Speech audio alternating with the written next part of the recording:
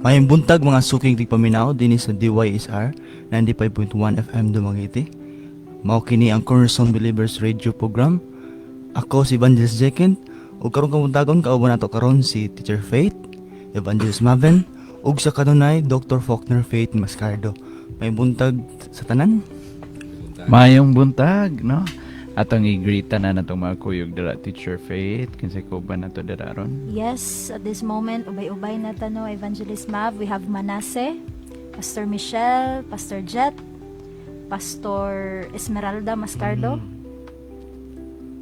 Teacher Christy, and Sister Flor Infante. Good morning ka na tong Nato silang invite sa ato ang YouTube channel, that's Music Generation Official, no? You follow that, Music Generation Band Official. And ayaw po kalimot, no? Tanan na tong mga songs, they are available. Unsa yung gamit ni mong streaming platform, Teacher Faith? Spotify and Wow, iTunes. naapot ta dira. Wow, grabe iTunes. Naapot tayo Apple Music, naapot tayo YouTube Music. Mahalon yun yung ka Teacher Faith nga mga streaming platforms. Pero bisag unsa pa nakamahal no, naagya punta diha. Don't also forget to follow our Facebook channels. We have CB Church Connect. We also have Counterflow. Og naapot tayo atong Sips of Scriptures. Okay, good morning sa tanan. Sige, good morning. Mag-ampot ta sa itong pag-sugat meaning adlaw na to.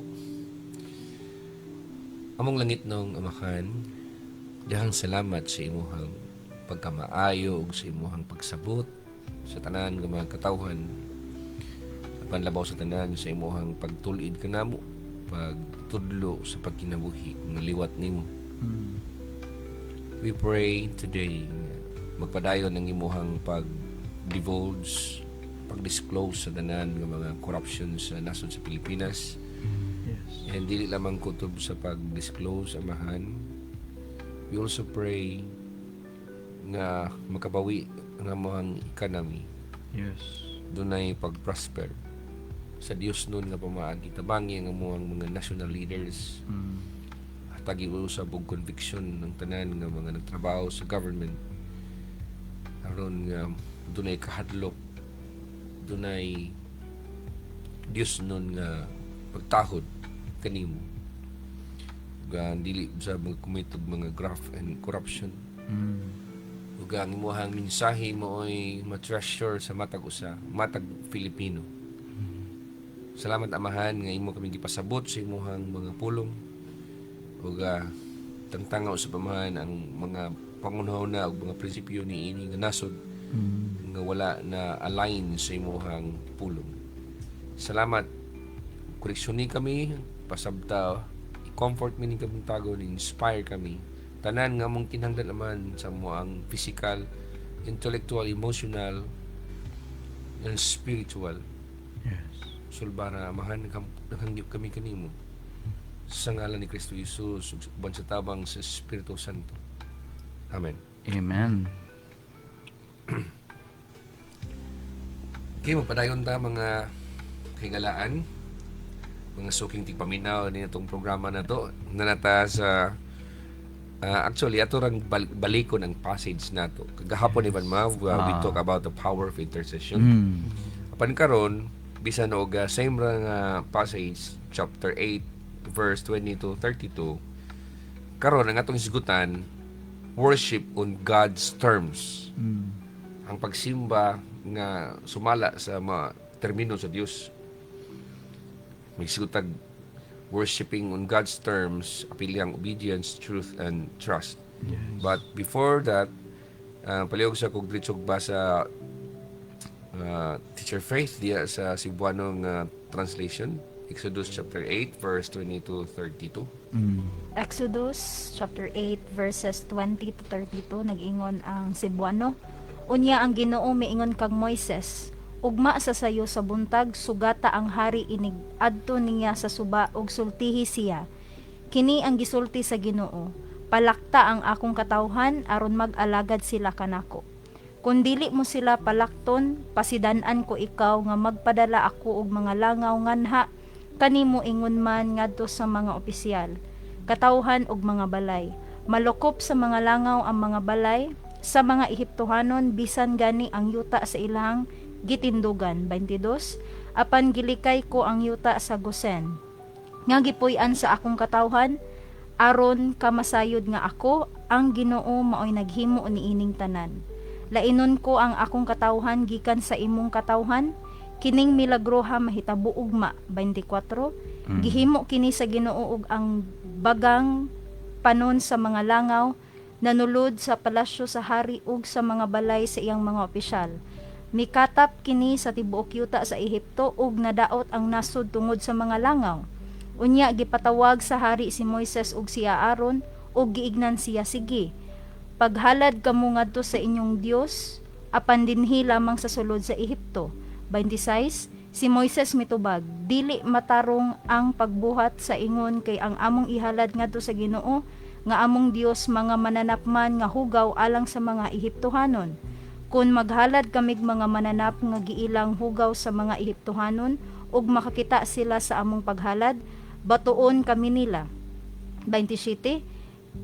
Kinahanglan mo adto kami sa kamingawan nga laktunog tulo kad adlaw aron maghalad kami ngadto sa Ginoo nga among Dios sumala sa iyang gisugo kanamo.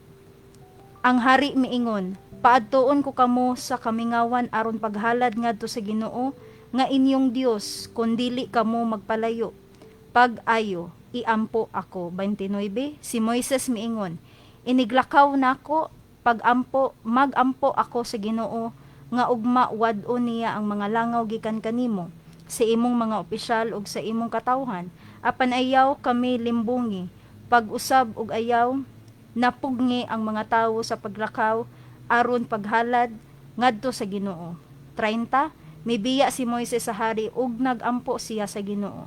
Gihimo sa Ginoo ang gihangyo ni Moises ug nahanaw ang tanang langaw. 32. Apan nagmagahi na usab ang hari ug wala niya palakta ang mga tao. Okay, nagsikot og langaw, Teacher Faith, ha? Amen. Sa pa mga langawan eh.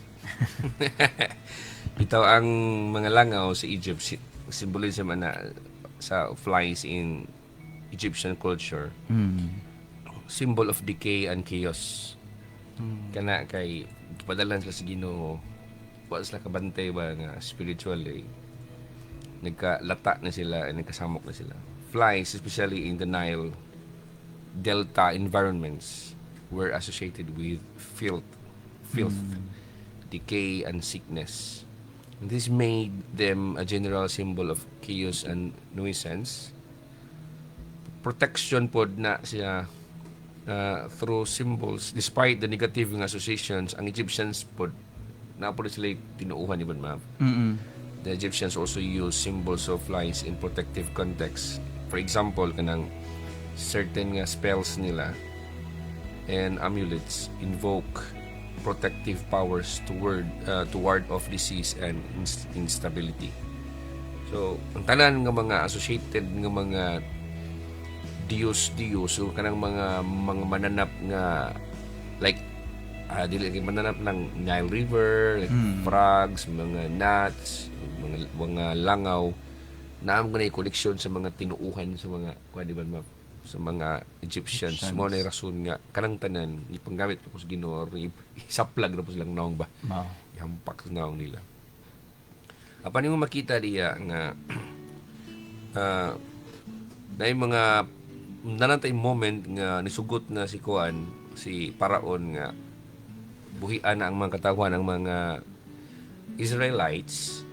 Buhian na unta sila, palakton doon sila, tugutan na silang musimba, pero sa termino sa hari, dili termino sa Dios. So muna makita na to din ni kani nga passage. It presents this present decisive moment where God lays out clear terms for worship in the face of Pharaoh's stubborn resistance. Kani mo narrative nga tuwang nabasa, napakita din siya that true worship is not a mood or preference but a response to God's authority, word, and deliverance. Balikon ako ni sa Teacher Faith. Ang pagsimba, dili na siya mood na to. Naka sa mood ron. Dili na mood. Kay mood ka sa Ginoo. Dili po na siya preference nimo nga adto ko simba dito, ari ko simba diri. Ay kay ganahan nako nga kay mo man ang utok ron sa mga Christians ron, mga tawo rong panahon na. Tsada simba dito kay aircon, tsada diri kay gapong music, tsada dito kay nindot tingog ang worship leader nila. Dili na ingon ana. Worship is a response to God's authority, word and deliverance. Kanang tulo. Kung ganahan gyud kang musimba sa Dios, ig-aning tulo. Na unsa may tahura ang otoridad sa Dios kung asa ka pasimbahon, kanusa ka pasimbahon, unsay pamaagi sa pagsimba, dayon tahura ang iyang mga instructions sa iyang pulong, and of course nisimba ka tungod kay gihatagan ka og kagawasan. And as we study God's terms mga higala, kay termino man ni sa Dios, dili man ni termino nato. Lisod mo guni kay sa nanibod ma'am nga God, musimba di ko nimo pero ako'y magbuot ng sa. Musimba ko nimo pero ako'y magbuot kung asa. Musimba ko nimo niya kanang mora ni ang ako ang pamaagi ay ilang pagbuot kaya manggani ka gisimba ka. So dili ni ginana sa. So kini nga tuwa nga mensahe karon invites us to examine ourselves whether our worship aligns with God's revealed will even when it disrupts our comfort or plans. Di ba, Teacher Faith? Amen. By the way, taga naman ako og gamay ng context niini nga to ang immediate ng context niini nga tong passage. Di ba si Moses and Aaron confront Pharaoh with God's demand to release the Israelites. And si Paraon repeatedly resist. Kapila din siya. Ikapila naman yung hampak ni Van Mav. Ikapila naman yung siyang plague.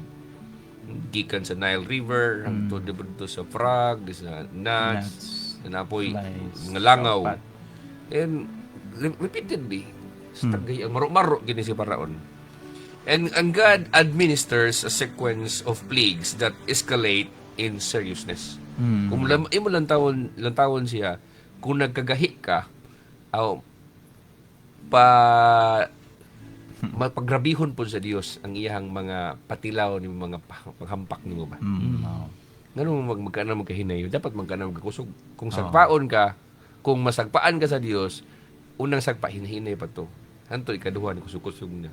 Hangtod nga kusog na, hangtod nga kinakusugan na ana man siya. Hangtod nga miyon ka nga sige Lord, mo sasabit na ko nimo, mutuon na ko nimo. And literary context niini, the plagues demonstrate Yahweh's sovereignty over nature and Egypt's gods. In Egypt, naghahanap po rin silang mga Diyos. And culminating in a call to recognize Yahweh's unique authority. Gusto man gud sa Dios nga makasabot pa ang mga Ehiptohanon nga kanang Dios nga ilang gitawag nila, simba nila, lupig na sa Dios sa mga Israelita. Ug ang theological context nini mga higala, sabta ni higmayon ninyo, ako niklarohon. Worship is framed as submission to the one true God who acts to deliver the oppressed. Again, worship is framed as submission to the one true God who acts to deliver the oppressed. Nganong mosimba ka, kung imulang tao din siya sa Bible, ha, mosimba ka, tungod kay, usa ka na siya pagsubitar nimo sa imong gituuhan nga Dios nga namuhat sa imong kinabuhi sa pagpahigawas kanimo kung kaniadto gidaog-daog ka. Walay si bisan kinsa nga tawo nga tamis ug nindot ug seryoso nga pagsimba sa Dios kung wala kasi nating kapaitan kaniadto niya gitabangan sa Dios. Amen. Bantay ka na natin, Sir Faith. Kita kag mga tao, yung mo sa pagdayungan pa na nimo, goyoron pa na nimo, nasimbata na, kay librehan ka na kuguan ron, kaon ta tong ice cream nga angkon katong tutulubas tiil. Ito kita ka sa Facebook ato. Kita. Hugawa ka sa. Yan na ba ka na bang mo offer tag mga material bitaw nga reward sa tao nga para lang mo simba. Actually, sa tinud-anay lang ang Dios magkatawa ra gyud sa ina na kay ang tinuod mo gud nga pagsimba. Ang tinuod nga pagsimba is framed na siya ingon nga submission nga ngadto sa Dios nga nangitag pamaagi nga masulbad ang imong mga kapaitan ng Kristiyanan. Amen. Si bisan kinsa nga tawo nga wala kasinati nga giluwas siya sa Dios gikan sa kapaitan, gikan sa opresyon. Ang sinimbahan ana, sige ra nagpanguyab, ay kadugay mahuman. Ay, ano naman ko diri. Kundi pa lang juga librehag palihapon ron. O pamahaw ron man ni udto di ko musimba ana ba. Mo na kalahi. Munang bisag dayungan pa nato na siya Teacher Faith. Bisag dayungan pa nato ng tawhana. Sa mata sa Dios wala na siya tinuod nga pagsimba, wala na siya true worship. Amen. And God's terms require recognition of His authority. Faithfulness to His word or fidelity to His word and trust in His timing. Muna siya ay God's terms. Mingon gitag termino sa Dios sa pagsimba kanang tulo lang mo recognize ka siyang authority, doon na kay pagsalig siyang pulong, doon na po kay trust sa iyang oras or timing o unsang kanusa di kay ikay magbuot. So kaning tulo mo ni ato ang mo ni structure sa ato mo ni outline sa atong mensahe karon. Number 1, ato expounding number 1. Worship on God's terms means submission to His authority. Balik again, worship on God's terms means submission to His authority. Sumala sa ato ang gibasa nga ningon ang Ginoo nga Moses ugma sa sayo sa buntag sugata ang hari inig adto niya sa suba ug sultihi siya kini ang gisulti sa Ginoo palakta ang akong katawhan aron mag-alagad sila kanako. Usa na siya sa English even sa verse 20 sa New Living Translation. So, New Living Translation, then the Lord said to Moses, "Get up early in the morning and stand in Pharaoh's way as he goes down to the river. Say to him, this is what the Lord says, let my people go so they can worship me." Kita ni ang purpose Teacher Faith. Let my people go so they can worship me. Imagine na tagaan nga sa Ginoo og relief, tagaan nga sa Ginoo og gawasan niyo wa kami simba. Yung mga tao ng mga kalibutan na, Lord, tagay ko gagawasan Ginoo, tagay ko gagawasan. O sige, tagay ka gagawasan, yung simba ka. Kita ka ng mga tao nga priso ka na literally ba nga priso sa mga provincial jail, city jail, nga priso na sikampo, pastor, mag-prison ministry ta, madto dito. Pastor, ampo ko pastor makagawas ko. Ang number 1 gina ko iprangka ako dito sa iya, kung makagawas ka, musimba ba ka sa Dios? Kung makagawas ka, mga lagad mo ka sa Ginoo. Amen. Wa pod so far gid Teacher Faith, wa jay tubag na kog dili. Mingong dili, yes, pero igawas ana, may lang day usa. Maron paraon. Yan, ingon ang verse 21. Kung dili mo sila palakton, pasidan-an ko ikaw nga magpadala ako og mga langaw nga na kanimo. Ingon man ngadto sa imo mga opisyal, katawhan og mga balay. Malukop sa mga langaw ang mga balay sa mga Ehiptohanon, bisan gani ang yuta nga ilang gitindugan. Apan ilikay ko ang yuta sa gusen nga gipuy-an sa akong katawhan aron ka masayod nga ako ang Ginoo mao'y naghimo nining tanan. Lainon ko ang akong katawhan gikan sa imong katawhan, kining milagroha mahitabo ugma. Gihimo kini sa Ginoo ug ang bagang panon sa mga langaw na nulod sa palasyo sa hari ug sa mga balay sa iyang mga opisyal. Mikatap kini sa tibok yuta sa Ehipto ug nadaot ang nasod tungod sa mga langaw. Nangabot ang mga langaw tungod kay dili niya buhian ang mga tao para mosimba sa Dios. Unsa may nakatunan ni na Teacher Faith sa imong pagpamalandong ni nga mensahe? Sa imong Sino ni Teacher Faith taga idea ba? Ningabot ang daghang langaw tungod kay dili musugot ang hari nga mosimba ang mga tao. sumala sa imong giingon kanina Dr. Faulkner nga ang kagawasan dagang mga tao ang nihangyo or mga pag-ampo nila sa Dios nga makabaton sila og kagawasan nga makadayeg makasimba sa Dios pero og pwede nga maabot sa punto silang kinabuhi nga ihatag na sa Dios. Mo lagi tayo mong giingon Dr. Faulkner nga musanong ba og nagampo ka nga ganahan ko nga musimba inig Domingo pero sa man nga trabaho man nya og matuno nga walay trabaho di pud musimba. So muray nga na ba nga Sige. Kita nimo Ivan Map nga God commands Moses to confront Pharaoh and declare his demand. Yes.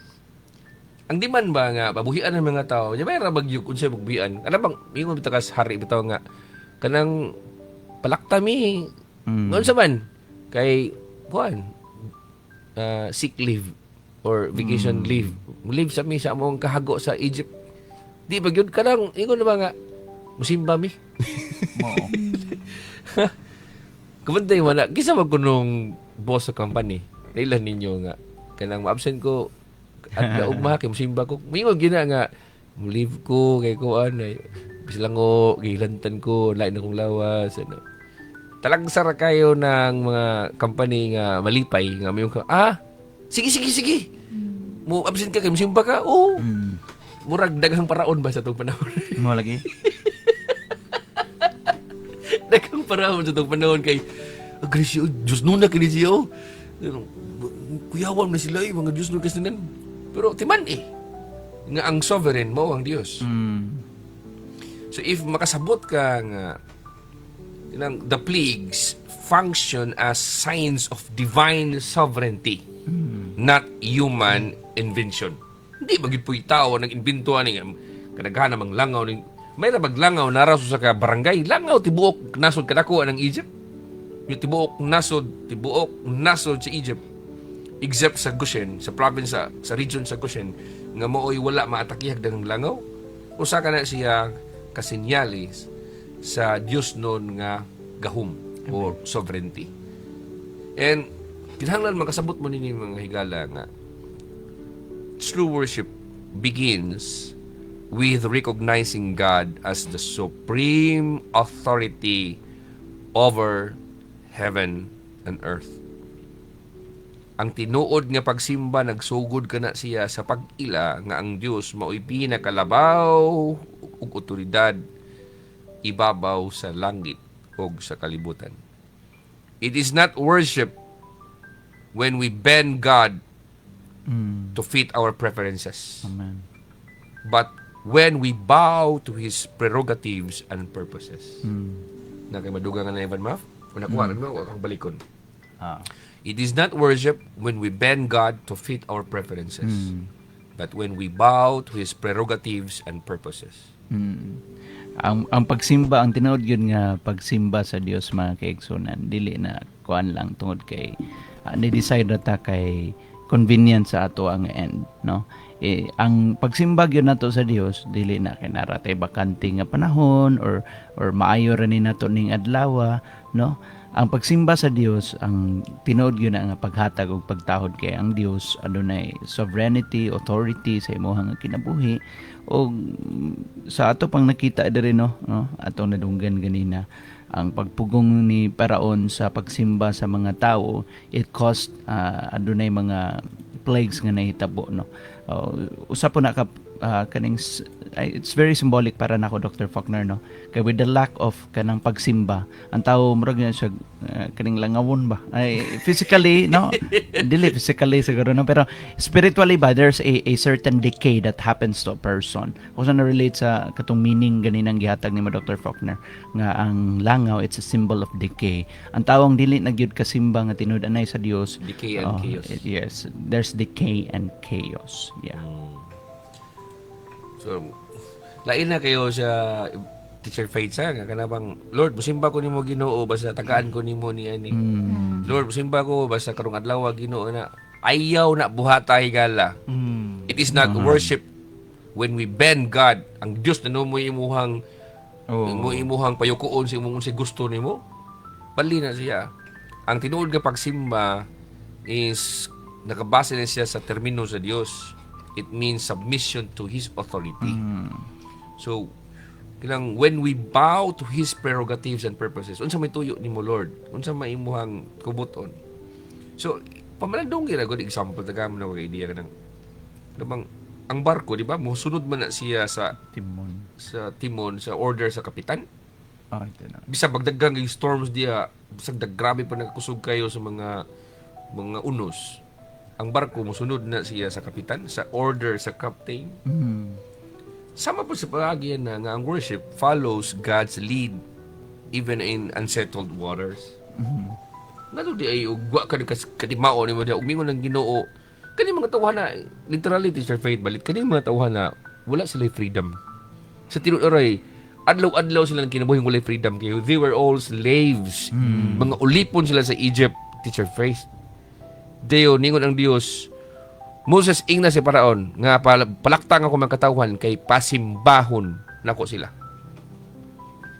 Pasimbahon nako sila. Yeah. Ang Dios pwede di man. Pwede man tumingon si Paraon nga, di ba? Pwede man tumingon si Paraon nga, o sige Moses, masukot ramang kuhan eh, dayon, diha lang mo sa tungod. Oh. Yeah, yung si Moses nga, di man na pwede, hindi man na may gingos Ginoo. Ha?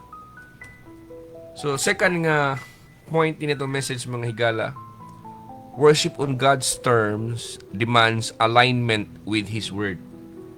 Ang pagsimba nga nakabase sa termino sa Dios, nagdemand na siya alignment with His Word. Kaya kamong kamuntagon karon makadungog mo niya kuminsahin ako, di nung pataka. Kaya ang mga Kristohano rong panahon na ang ila katakanta, moray simba na kanta-kanta sila, Hillsong, The Shakers, mga unsa nang mga sikat kay mga bandar. Mga Christian band, mga Elevation. Kaya pag makapiyong sila mata nila, magkatulo-tulo luha simba na para nila. Taka, pasagad na mo. Kamong tanan nga namati karon badlungon mo na ko di na mao. Oh. Worship on God's terms demands alignment with His Word. Amen. Pilak adlaw lakto na nila evangelist jacket Tulo ka adlaw. para magunsa sila. Para magsimba. Ya karon. Grabe, no? 15 minutos ra di gani ka katapulan kay kadako. Di ka katuod sa simbahan nimo ato ka. Kani 3 days pa silang bulakaw para lang mosimba. Unsa may yung na realize ana Teacher Faith? Mura magkakilakon. Nakita na to Dr. Faulkner nga kanang ang pagsimba sa Dios or ang worship naga-depend good sa term or termino sa Dios, dili pagbulutan sa tawo, dili pamaagi sa tawo kun dili pamaagi sa Dios. Kung unsay giingon sa Dios mao ang tumanon sa tawo, dili kay kung unsay giingon sa tawo tumanon ang Dios. Tumanon sa Dios like bragbali na noon ba. So nga na. So di ba si Pharaoh attempts negotiation. Mato ba unsa may basa ko na paliwag Teacher Faith 25 to 28. 25 hangtod sa 28. 28. Unya gipatawag sa hari si Moises ug si Aaron ug giignan siya. Sige, paghalad kamo ngadto sa inyong Dios apan dinhi lamang sa sulod sa Ehipto. Well, di nila sulod sa Ehipto. Pasipaw sila di nila sulod. Unsa gingon? 26 si Moises mitubag dili matarong ang pagbuhat sa ingon kay ang among ihalad ngadto sa Ginoo nga among Dios mga mananap man nga hugaw alang sa mga Ehiptohanon. Kung maghalad kamig mga mananap nga giilang hugaw sa mga Ehiptohanon ug makakita sila sa among paghalad, batuon kami nila. 27 kinahanglan moadto kami sa kamingawan nga laktunog tulo ka adlaw aron maghalad kami ngadto sa Ginoo nga among Dios sumala sa iyang gisugo kanamo. Sumala sa iyang gisugo kanamo. 28. 28 ang hari miingon paadtuon ko kamo sa kamingawan aron paghalad ngadto sa Ginoo nga inyong Dios kun dili kamo magpalayo pag-ayo iampo ako. Kung dili ka mo magpalayo pag-ayo. So nalagi negosasyon ni Tabo Teacher Faith. Magbuot mong hari ba nga okay ra mo simbaras dinhira. Na may mga nana nga mga mama. Okay ra man day mo simba dinhira mo. Bible study dinhira. Kanang okay ra man kuan dinhira. Ay pagbuot. Mama man ka, papa man ka, o kinsa man ka, boss man ka sa kumpanya, ay pagbuot sa Dios. Ay pagbuot sa mga tao nga pasimbahon sa Dios kung namati ka niini. Ay pagbuot. Na submitar sa otoridad sa Dios. I-align imong kaugalingon sa pulong sa Dios. Pag bingon tag alignment even mab, sama na siya sa usa ka conductor bitaw sa music even mab, sa kanang music conductor ba. Nga ang iyahang baton nagdictate sa tempo kung usi ka paspaso na manay nana. Sama po niya na ang worship masynchronize na siya sa God's word, keeps the life's orchestra in harmony. Kung ang tao makasimba sa Dios, sumala sa kabuton sa Ginoo, lami kay ang ginambuhi niya. Dili siya langawon. Amen. Way daghang kasakit maabot nimo. So mo na tubag si mong pangutana. Ngano man tako nga nagsimba-simba man tako nganong kinabuhi ako daghang gibugapan. Basi gasimba ka sa kagalingon nimong termino. No. Gana-gana, namili kag pastor, namili kag asang lugar, di ko didto kay init, di ko didto kay batig music, di ko didto kay mga ang wali sakit ra kaysanan, namili ka. Ha? Namili ka. Dapat musimba ka sumala sa pulong sa Dios. So number 1, musimba ka sumala sa otoridad sa Dios, submit sa otoridad sa Dios. Number 2, sumala sa giingon sa Dios. Amen. Number 3, katapusan, worship on God's terms, trust in His deliverance and timing. Worship on God's terms, trusts in His deliverance and timing. Ang pagsimba nga, sumala sa termino sa Dios, nagasalig ka na siya, nagsalig ka na siya sa deliverance or sa kagawasan o sa timing na gihatag sa Dios. Musigingon sa verse 29 to 32, Evangelist J. Nagingon din sa 29. Si Moises miingon, iniglakaw na ako, magampo ako sa Ginoo nga ugma wadon niya ang mga langaw gikan kanimo o sa imong mga opisyal o sa imong katawhan. Apan ayaw kami ilibongi pag-usab ug ayaw na pugni ang mga tawo sa paglakaw aron maghalad ngadto sa Ginoo. 30. Mibiya si Moises sa hari ug nagampo siya sa Ginoo. 31. Gihimo sa Ginoo ang gihangyo ni Moises ug nahanaw ang tanang langaw. Apan nagmagahi na usab ang hari ug wala niya palakta ang mga tawo. So if ma-observe din mo di higala, Moses delivers God's warning about consequences. Yang gipabalo nga mo ni may tabo, mo ni mga consequences. Apan ang paraon gahit lagi po kay kasing-kasing. Gahig ulo kay kasing-kasing, gahig batikulon, gahig tiyan, gahig tanan, gahig mata, gahig ilong, gahig tanan, gahig dunggan. So bisag ang mga hampak nagkaanom nagkadaghan, nagkaanom nagka-unfold. Yet kahit gyapon siya. Apan nining tanan, Teacher Faith, what is a good thing ni ini? There is purpose in God's timing and deliverance. There is purpose in God's timing and deliverance. Kita nimo diya nga God's terms of worship require trust. Ang pagsimba di ay sa Dios nga tinud-anay nag-require din sa trust. Unsa nga trust? Trust that God's plans for deliverance and worship will come to pass in His timing. Even when human plans falter or fail. Di ba, mutuwa ba kayo Iban Mav nga? Pwede man to nga, diha-diha dayon, dugmukon patyon ng paraon para musimba na. Pero, gitukutan na po sa Diyos nga malangay-langay, kaya lagi ang Diyos adunay timing. Amen. So, akong klaruhon before ito matapos mga higala. Ang pagsimba, resulta na siya, response na nimo sa kagawasan gihatag sa Diyos og sa oras sa kitakda nga panahon sa Dios kanimo. So sa to pagtapos ng kabuntagon, you should when outcomes are delayed or divergent from your expectations, choose to trust God's timing and continue in faithful worship. Mao lamang kanatong mensahe ng kabuntagon mga higala, ayaw kaluya o ayaw pagkapoy-kapoy sa pagsimba. God bless you. Amen.